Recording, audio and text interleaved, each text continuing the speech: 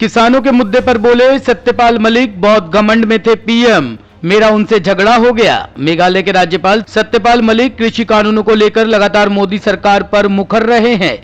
हालांकि कृषि कानूनों की वापसी के बाद उन्होंने पीएम मोदी की तारीफ भी की थी, लेकिन एक बार फिर से उन्होंने सीधे प्रधानमंत्री पर हमला बोला है। दादरी में उन्होंने किसानों के बाद कहा कि पीएम से मैं मिलने गया तो वो बहुत घमंड में थे, मेरा उनसे झगड़ा हो गया। इतना ही नहीं, उन्होंने बताया कि पीएम मोदी ने उनसे क्या कहा है। दरअसल हरियाणा के दादरी में किसानों के एक कार्यक्रम में मेघालय के गवर्नर सत्यपाल मलिक रविवार को पहुंचे थे। इंडियन एक्सप्रेस की एक रिपोर्ट के मुताबिक इसी कार्यक्रम में उन्होंने कहा कि मैं जब किसानों के मामले में प्रधानमंत्री जी से मिलने गया तो उनसे मेरी 5 मिनट में लड़ाई हो गई। वो बहुत घमंड में थे। जब मैंने उनसे कहा कि हमारे 500 लोग मर गए तो उन्होंने कहा कि मेरे लिए मरे हैं क्या? मैंने कहा आपके लिए ही तो मरे थे जो आप राजा बने हुए हो। फिर उन्होंने कहा कि आप अमित शाह से मिल लो। मैं अमित शाह से मिला। इतना ही नहीं, इसके बाद पत्रकारों से बात करते हुए उन्होंने कृषि कानूनों को वापस लेने के सरकार के फैसले पर कहा कि प्रधानमंत्री ने जो कहा इसके अलावा वो कह भी क्या सकते थे। हमने अपने पक्ष में फैसला कराया है। मलिक ने कहा कि वे राज्यपाल, मंत्री, सांसद व विधायक रह चुके हैं, लेकिन सेवानिवृत्ति के बाद उनके पास रहने के लिए अपना मकान नहीं है। हमेशा ईमानदारी से काम किया, यही उनकी ताकत है। मलिक ने कहा कि इसी ताकत की बदौलत ही उन्होंने प्रधानमंत्री नरेंद्र मोदी से पंगा लिया है। गवर्नर को कोई काम नहीं करना पड़ता, किसी बात पे बोलना नहीं पड़ता, और मेरी आदत है कि मैं कोई बात अगर हो रही है तो उस पर जरूर बोलूंगी। और उससे मुझे बहुत दिक्कत पेश आती है। जैसे अभी किसानों के मामले पे जब मैंने देखा क्या क्या हो रहा है तो मैं रुक नहीं सका, मैं बोला। और मैंने माननीय प्रधानमंत्री और गृह मंत्री दोनों को कहा, मतलब दो मेरी प्रार्थना है।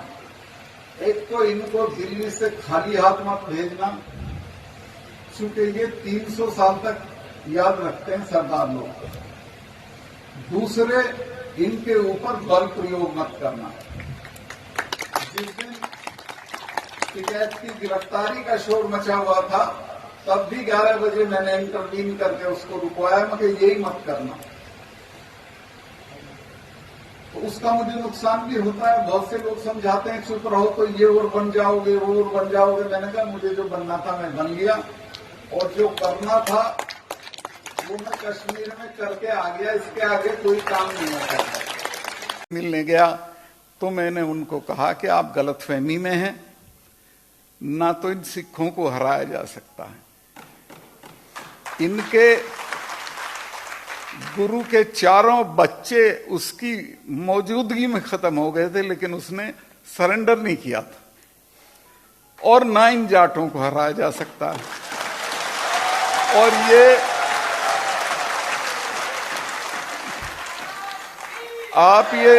आप ये सोचते हो कि ऐसे ही चले जाएंगे, इनको कुछ ले दे के भेज दो। और दो काम मत करना। एक तो इन पे बल प्रयोग मत करना, दूसरे इनको खाली हाथ मत भेजना, चूंकि भूलते भी नहीं है। 300 साल तक नहीं भूलते हैं। मिसेस गांधी ने जब अकाल तख्त तोड़ा तो उसके बाद उसने अपने फार्म हाउस पे महामृत्युंजय का यज्ञ करवाया। मुझे अरुण नेहरू मेरे अच्छे दोस्त थे, उन्होंने बताया कि सत्ताल भाई, मैंने कहा कि फूफी तुम तो ये मानती नहीं थी, ये क्यों कर रही हो?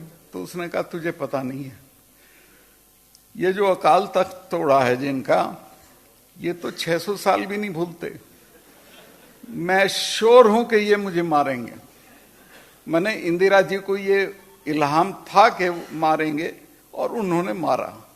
जनरल वैद्या को उन्होंने पूना में जाके मारा, जनरल डायर को लंदन में जाके मारा। तो मैंने ये भी कहा कि इन कौमों की पेशेंस का टेस्ट मत लो। परसों के एक डिस्कशन में 2 जनरल्स ने कहा है कि इस किसान आंदोलन का असर भारत की सेनाओं के ऊपर भी पड़ रहा है।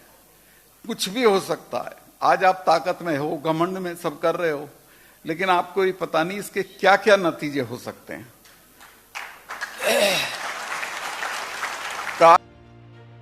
Bureau report, team ANN news.